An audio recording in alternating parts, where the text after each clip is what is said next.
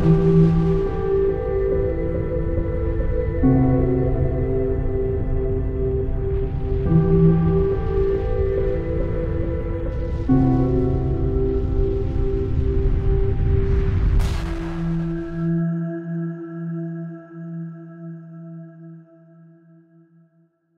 les amis, nous sommes le jeudi 30 juillet 2020 et comme dirait une connaissance à moi que j'adore, c'est chaud patate, chaud patate. Alors chaud patate, ça vient d'où? Ça vient d'une expression qui apparaît à la fin du XXe siècle, qui est en lien avec l'expression refiler la patate chaude, c'est-à-dire se débarrasser d'un problème en le refilant à quelqu'un. Et donc chaud patate désigne quelque chose de difficile, et cela devient difficile pour nous, mais ça, on le savait, on l'avait anticipé. Donc cette émission est consacrée, dédiée à Jean-Jacques Crèvecoeur. Sa chaîne YouTube a été supprimée, mais il avait créé des chaînes de secours et un site internet de secours. Je lui ai écrit ce matin, j'ai pas encore de réponse pour lui donner la parole sur ma chaîne.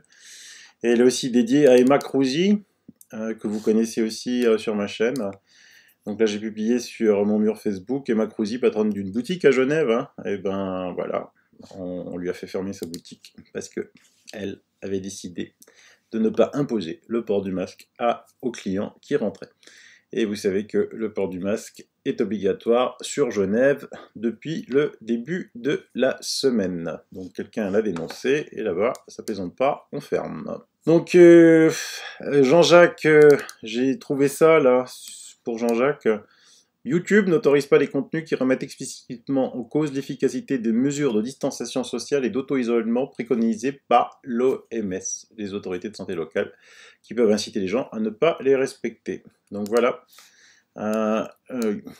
ces plateformes changent à volo leur règlement. Je vous ai montré hier que Twitter, voilà, disait que ne supporte pas de faire de publicité sur l'hydroxychloroquine. Donc en fait maintenant, avant on se disait qu'on était en dictature, maintenant il leur suffit à cette plateforme d'avoir gagné en notoriété, puis d'imposer un petit peu ce qu'ils veulent. Donc demain, YouTube interdit aux gens bruns à lunettes de faire des émissions.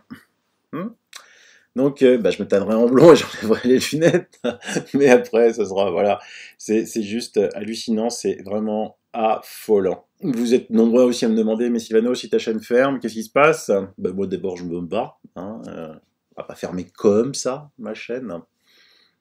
Vous savez qu'il y a j'ai déjà engagé des actions en justice contre YouTube pour des suppressions abusives de 6 vidéos. Je me suis inscrit sur ça. C'est un nouveau Twitter, sur Parler. Donc c'est super bien fait. Donc vous me trouvez toujours, de toute façon partout vous allez me trouver sous mon prénom et sous mon nom. Et donc là j'ai rejoint Parler le 28 juin 2020. Et donc voilà, vous me trouverez là-bas parce que ça c'est une plateforme sûre qui a été faite par des groupuscules républicains, tellement censurés sur Twitter et compagnie. Par contre, regardez Twitter. Twitter dit aux membres du Parlement israélien, les tweets de Khamenei, qui disait qu'il fallait éliminer Israël, ne violent pas les règles de Twitter. Par contre, les tweets de Donald Trump sur l'hydroxychloroquine, oui. Donc, rien que cette image vous traduit ce qui se passe en ce moment aux US. Mais ce matin, je vous ai mis sur Facebook une info, cette nuit. Dans le silence toujours aussi assourdissant des médias français, une commission d'enquête officielle s'est tenue aux US pour interroger les GAFA. Donc j'avais écrit Google, Amazon, Facebook, Apple, Microsoft, mais Microsoft c'est les GAFA en fait, parce que Microsoft n'était pas là. Eh bien croyez-moi, c'est du lourd, du très très lourd, il n'en menait pas large. Cela dure plus de 5 heures. Donc j'ai pas eu le temps depuis de regarder les 5 heures. C'est juste énorme ce qui se passe. Donc vous avez un petit résumé là sur un communiqué de presse judiciaire. Donc j'attends qu'on me résume. Bon, ici personne ne va me résumer. Je me prendrai 5 heures pour écouter. Donc en gros, ils disent ah oui, oui, on supprime hydroxychloroquine parce que le CDC, la FDA, disent que c'est pas bon. Donc en fait, on ne fait pas confiance à des médecins partout dans le monde, hein, à des médecins de terrain, qui ont vu des patients, qui ont soigné des patients. Mais on écoute des gens, des hauts scientifiques, qui sont au-dessus, hein, des hauts scientifiques, qui n'ont jamais vu de malade, qui n'ont jamais traité de personne. Voilà. Moi, je ne sais pas. Si vous étiez malade, vous irez voir un médecin de terrain qui a déjà soigné ou ces hauts scientifiques qui n'ont jamais vu un malade. Donc, ben, je vous tiens au courant. Ah oui, bonne nouvelle. J'ai reçu encore un t-shirt. Vous êtes trop gentil avec moi, franchement. Vous êtes des anges. Je vais devoir déclarer mes cadeaux. Et donc là, c'est The Second One, hein, en référence à la deuxième vague. C'est Spreadshirt. Je vous mets aussi les références dans le descriptif de la chaîne. Je vous avais déjà présenté mon ami Franck Pimenta qui m'envoie des t-shirts. Vous êtes nombreux à me suivre de partout et à m'écrire. Et hélas, je réponds de moins en moins, donc mon taux de réponse continue de baisser de jour qui passe. Là, regardez, sur Facebook, je suis suivi par 20 734 personnes, j'ai 1880 amis. Je sais que j'ai beaucoup de demandes d'amis, je peux pas de toute façon les accepter tous. Facebook est limité à 5000. Je fais le maximum, hein. Mais entre les emails, les messages, les WhatsApp, les SMS, les LinkedIn, je suis submergé de partout.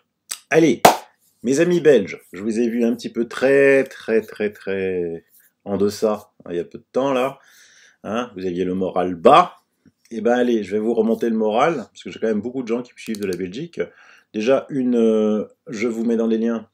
Ça réagit un petit peu au niveau presse, hein. On m'a dit que c'était une presse qui était plutôt cataloguée dans les mainstream, le vif. On confond pandémie avec menace mortelle, donc je vous laisse vous régaler à le lire. Ensuite, il y a un mouvement qui est né, qui s'appelle Ensemble citoyen, liberté et santé, procédure par maître Verstraeten. Donc allez-y, téléchargez. Ensuite, vous avez la naissance. Comme en Allemagne, il y avait la naissance d'un nouveau parti, que je vous avais déjà relaté. À ce propos, aussi en Allemagne, il se prépare samedi une manifestation sur Berlin. On attend 500 000 personnes, de nouveau. Donc il y avait déjà, je vous avais dit, pendant le confinement, une réunion de 50 000 personnes qui avait lieu à Stuttgart. La semaine suivante, on attendait aussi 500 000. Le gouvernement a tout fait pour ne pas faire les 500 000. Là, je crois que quoi qu'il arrive, à Berlin, il y aura plus de 500 000 personnes. Donc ici, c'est donc un nouveau parti qui s'appelle Confédérat, hein, qui n'est pas un parti politique. Donc c'est le fonctionnement comme d'une coopérative publique. Ils ont d'extrêmement beaux dossiers. C'est mon ami Yves Razir, hein, de Néo Santé. Abonnez-vous à Néo Santé, Yves Razir. Je vous mettrai aussi les liens de Néo Santé, qui me l'a envoyé. Et donc là, vous avez dans l'onglet Gestion des épidémies. Il y a vraiment tout d'expliquer, hein. Donc ça bouge en Belgique, c'est vraiment super bien. Vous savez que, en fonction de ce que disait YouTube, là, donc YouTube nous racontait que n'autorise pas qu'ils remettent en cause l'efficacité des mesures de distanciation sociale. D'accord. Vous savez aussi que l'OMS, que YouTube vénère, a crié contre la Suède. Tous les pays du monde ont crié contre la Suède, parce que la Suède n'a pris que très peu de mesures. Donc si vous allez dans la presse, Internet a de la mémoire, vous allez trouver un nombre incroyable d'articles disant que la Suède courait à la catastrophe. Ok. Je vous mets un excellent article de Strategica. Abonnez-vous aussi à Strategica. Lisez Strategica, il faut aider ce genre de truc. La réussite de la stratégie suédoise. Alors moi, je ne suis pas là pour vous lire tous les articles. Je préfère que vous les lisiez. Un, ça leur fait plaisir à eux. Et deux, ça les stimule à continuer à travailler. Mais les conclusions, en gros, les verrouillages n'ont guère changé le nombre de personnes décédées du coronavirus, selon une étude. Ça, je vous le dis depuis longtemps. Des chercheurs de l'Université de Toronto et de l'Université du Texas ont constaté que le fait qu'un pays soit verrouillé ou non n'était pas associé au taux de mortalité. Les experts ont comparé les taux de mortalité et les cas dans 50 pays durement touchés jusqu'au 1er mai et ont calculé que seulement 33 personnes sur chaque million étaient mortes du virus, se traduisant par une réduction significative des décès. Alors, je tiens aussi à vous dire que, je le répète encore et encore, nous n'étions pas confinés. on a détruit l'économie pendant 2 mois, mais on n'était pas confiné. Parce qu'on ne peut pas dire qu'un pays est confiné si on interdit d'aller sur le poste de travail. Imaginez une entreprise, vous savez, en majorité en France, il y a des petites et moyennes entreprises. Des entreprises de 10 personnes, et c'est déjà une majorité. Donc empêcher 10 personnes d'aller travailler sur un même lieu, mais par contre les autoriser toutes à aller dans des hypermarchés bondés, l'endroit où il y a plus de virus au mètre cube, j'appelle pas ça un confinement, moi. Les actions gouvernementales telles que la fermeture des frontières, le verrouillage complet et un taux élevé de tests Covid n'ont pas été associés à des réductions statistiquement significatives du nombre de cas critiques ou de la mortalité globale, a déclaré l'étude publiée dans le journal en ligne Lancet Clinical Medicine. Le verrouillage du coronavirus n'a fait aucune différence sur le nombre de décès, mais a empêché les débordements des hôpitaux. Conclusion, les verrouillages ne fonctionnent pas, mais les médias continuent à les soutenir. Pourquoi? Je vous laisse lire la suite. Aux USA, Trump pense à 2 choses. De toute façon, faire un décret pour interdire l'élection par correspondance ou l'élection électronique. Parce que c'est sûr qu'il y a du trucage, il y a des vidéos qui sont en train de circuler sur le net où on voit quelqu'un envoyer ça de lettres dans le même bureau de poste, en poste restante, de différents endroits des US, et au final 21% quand même manquaient. Donc déjà même, je pense que l'infrastructure US au niveau postal n'est pas bonne. On l'a vu avec l'informatique, le premier, quand il y avait les primaires démocrates, la catastrophe du premier résultat, la catastrophe du premier résultat. Ensuite, il menace toujours Trump de décaler les élections. Ça, c'est pour couper l'herbe aux démocrates. Mais je pense que même les démocrates vont certainement accepter, parce que, comme dit Nigel Farage, Trump va déchirer Biden en morceaux car il ne sait pas où il est. Il faut vraiment être conscient que les démocrates n'avaient pas de leader charismatique comme un Trump. Et donc, ils pensent sauver les eaux en détruisant Trump, Leur objectif, c'est tirer sur Trump. On parle très peu du programme démocrate, on parle très peu de Biden. Des fois, il disparaît pendant quelques jours, on ne sait même pas où il est, alors que c'est quand même la campagne qui est lancée là-bas. De temps en temps, on le revoit, comme ici. On est obligé de lui tenir la main.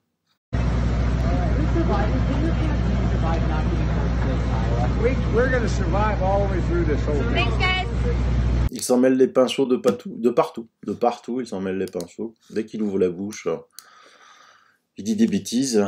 L'autre jour, il présentait sa sœur, mais c'était sa femme, et là, il disait ma femme, et c'était sa sœur. Donc, je pense que c'est très très grave, et je pense que les démocrates savent que ça ne tiendra pas.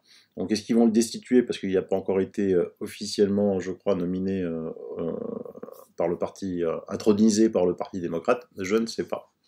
Je ne sais pas du tout. Ce que je voulais vous dire aussi sur Trump, c'est que Trump, si vous suivez ses tweets, il tweet souvent « law and order », la loi et l'ordre. Et donc, une fois, 2 fois, 3 fois, 4 fois, je dis « mais pourquoi il tweet souvent ça ?» Donc j'ai l'explication, chaque fois qu'il tweet ça, il y a des arrestations. Vous comprendrez. Comment ça se passe chez nous pour qu'il continue le virus de la peur, parce que si on lit encore un tweet de l'excellente Violaine Guérin, Santé publique France, réseau au secours, organisation de surveillance coordonnée des urgences du Covid, stop à la terreur, assez de dégâts par ailleurs, et début de canicule. Donc vous voyez, c'est les courbes, il n'y a plus rien. Comment on entretient encore ça, à votre avis? C'est simple. Hôpitaux. En Ile-de-France et à Marseille, la majorité des admissions pour Covid sont des voyageurs de l'étranger. À partir du 1er août, il faudra présenter un test PCR négatif dès lors que l'on revient de l'un des 16, retenez bien le chiffre, pays à risque par le gouvernement. La France découvre la Lune. Depuis un mois, les frontières extérieures de l'Union européenne ont rouvert. Une partie des binationaux sont revenus passant entre toutes les mailles du filet. Ça, c'est un article de Marianne que je vous laisse aussi. Pour une fois qu'on a de l'aide un petit peu de la presse mainstream. Madame T raconte avoir eu des symptômes sévères 2 semaines avant son départ. Toute sa famille a été testée positive au Covid. Ce retour utilitaire a logiquement agacé les praticiens de l'hôpital Robert Ballanger, comme Alexandre Avenel, l'un des médecins-chefs du service. Le serment d'Hippocrate nous oblige à rester neutre, mais on est aussi des humains et des citoyens, donc on se fait la remarque. Comment Madame T a-t-elle fait pour entrer en France par ses propres moyens alors que l'Algérie faisait déjà partie des pays classés à risque par l'État? Elle s'est juste soumise à un test frontal, dont on peut sérieusement douter de la fiabilité selon les médecins de Robert Ballanger, et au port d'un masque malgré sa toux persistante, mais pas un test sérologique ou PCR. Mais c'est partout pareil, hein. En Italie c'est pire, hein. Le gouvernement expédie les migrants. Alors, en Italie on est envahi de migrants, ils viennent de partout, hein. Sous le gouvernement gauchiste de Conte. Il les envoie donc, ils arrivent dans le sud de l'Italie, à Lampedusa, la fameuse Lampedusa, et voilà, il les envoie dans le nord et crée un maxi cluster de Covid. Donc ils sont 130 là, qui étaient contaminés, qui ont été envoyés dans le nord sans aucun contrôle, rien du tout. Donc là aussi c'est des articles, le flop des contrôles et les ports, mais alors complètement ouverts, hein, les ports où vous arrivez en bateau, la bombe des migrants positive, et qui c'est qui va aider tout ça? Bah, toujours Soros, Rockefeller, voilà. Ils vont à la rescousse des associations qui sont financées par lui, des associations gauchistes qui s'occupent de cela. Bon, regardez, vous savez, en Italie était né un mouvement pour contrer Matteo Salvini, mouvement qui s'appelait les Sardines. Voilà, la recette des sardines, solidaire avec les migrants positifs. Bon, ces associations-là sont toutes financées par Open Society de Soros. Toutes, toutes. Il n'y a pas un euro qui ne vient pas d'eux. Hein. Pendant ce temps-là, en Allemagne, impose des tests ou quatorzaine à 130 pays contre 16 pour la France. Voilà. L'Allemagne est jusqu'ici un des pays les plus épargnés en Europe par le nouveau corona. Ma vie, on impose des tests, à savoir si on ne le fait pas exprès, je ne sais pas. Pendant ce temps-là, des amodés m'informent que Facebook demande vous pouvez tomber sur un sondage. Pourquoi Facebook veut savoir si vous avez des symptômes du Covid-19 ? Donc le patron de Facebook a annoncé le déploiement d'un sondage planétaire sur le réseau social pour aider les chercheurs à mieux comprendre les symptômes du virus. Ces données pourraient aider les autorités sanitaires à gérer la crise. Alors je sais pas, mais qu'il fallait faire ça pendant la pleine pandémie, quoi, hein. Pendant l'épidémie, quand elle était à son pic, là, pas quand elle a disparu. Là. Donc là, on a des cas positifs, mais qui vont bien, je le répète, hein, et on entend beaucoup parler de vaccins. Alors ce qui est marrant, quand on parle de vaccins, c'est que vous avez vu qu'il y a plusieurs sociétés qui se tirent la bourse pour les vaccins. Donc vous voyez, la Sinovac, type virus inactivé, il est déjà à étape 3. Alors c'est peut-être pas à jour, hein, il date d'une dizaine de jours. À Pékin, étape 3, virus inactivé. Wuhan, virus inactivé, étape 3. AstraZeneca, ça on en a parlé beaucoup dans la presse, type vecteur non réplicatif, il est à l'étape 3. Ensuite, virus inactivé. Novavax, c'est type sous-unité protéique. Puis ensuite, vous avez les fameux vaccins à ARN. On en découvre 1, 2, 3. ARN, 2, 3, 4, 5, 5. Et ADN, 1, 2, 3, 4, 5, 6. Voilà. Pseudo-particules. Bon. Donc il y en a plein. Et puis souvent, il y a un qui annonce des résultats spectaculaires. Un qui annonce des résultats spectaculaires. Mais il y en a toujours un qui revient devant de la scène. Je l'ai déjà traité dans plusieurs émissions. C'est le fameux vaccin Moderna, là où Bill Gates a mis tous ses sous. Alors j'ai un abonné qui a fait une petite enquête. Après avoir fait des recherches sur le laboratoire Moderna Therapeutics, cofinancé par de multiples structures financières, dont la fondation évidemment de Bill Gates, il me paraît plus qu'évident que ce labo a été spécialement conçu pour le vaccin du Covid-19. Voici les éléments sources les plus révélateurs. 2010, fondation de l'entreprise spécialisée en biotechnologie et génétique, recherche basée sur la technologie nommée ARN messager. Traitement encore jamais appliqué à des humains, donc on joue avec le feu là. Start-up fonctionnant en mode furtif jusqu'en décembre 2012. Cela signifie que la structure et les activités ne font l'objet d'aucune communication. Employés soumis à des accords de très haute confidentialité. 2012, apport en capital risque de 40 millions de dollars malgré l'absence totale de profit en mode furtif. 2013, le groupe AstraZeneca verse 240 millions de dollars en Moderna Therapeutics pour un accord de licence sur un médicament jamais testé par des essais cliniques. Pour information, ces deux entités sont censées être concurrentes pour le vaccin. On l'a vu tout à l'heure. La DARPA accorde une subvention de 24 millions de dollars pour la recherche sur les anti-ARN afin de lutter contre les maladies infectieuses et les armes biologiques.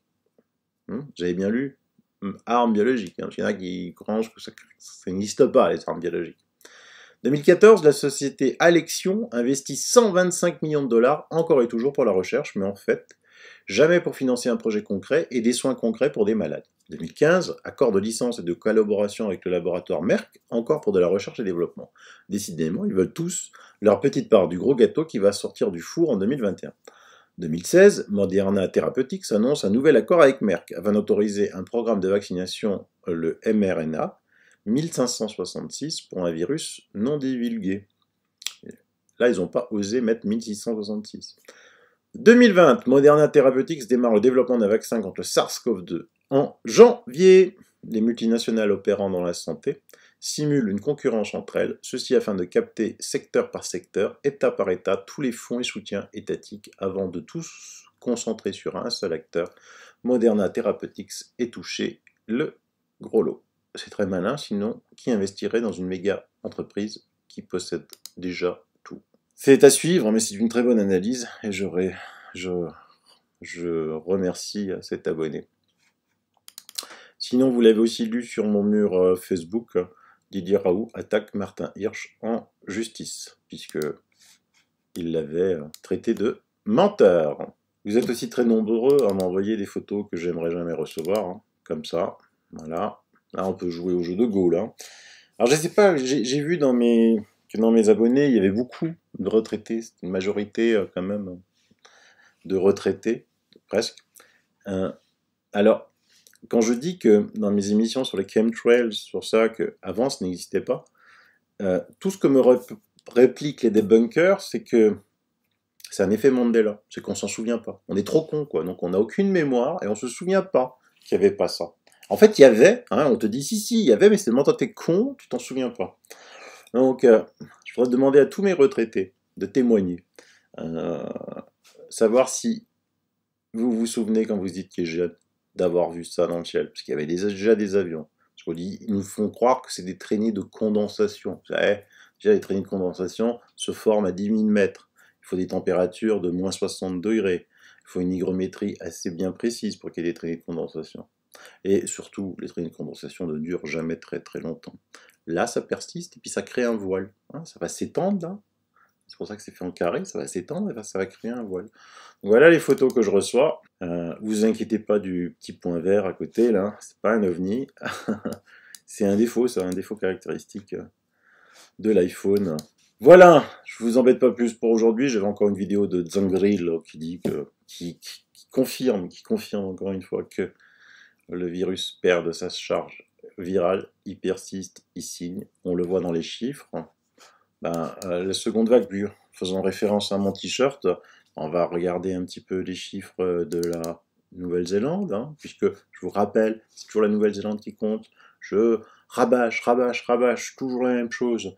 S'il doit y avoir une seconde vague, elle vient de Nouvelle-Zélande. Enfin, elle vient pas de Nouvelle-Zélande. On va l'observer d'abord en Nouvelle-Zélande. Pourquoi? Parce que là-bas, c'est l'hiver, et c'est le pays qui a le climat le plus proche de l'Europe. D'accord?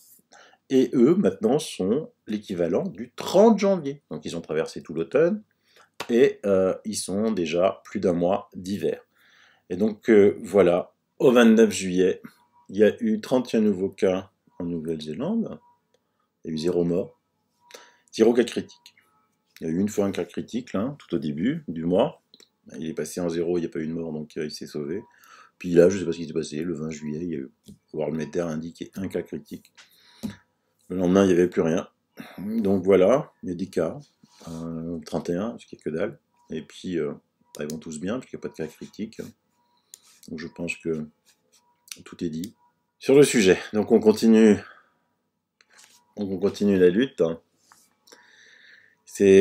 On continue pour nos enfants, surtout. Pour pas leur laisser une dictature. Moi je dénonce depuis si longtemps la dictature de la police, de la pensée unique, que ce qui se passe en ce moment, on peut pas laisser faire. On peut pas laisser faire. Mais on n'est pas seul, on est nombreux. Rassurez-vous, vous n'êtes pas tout seul.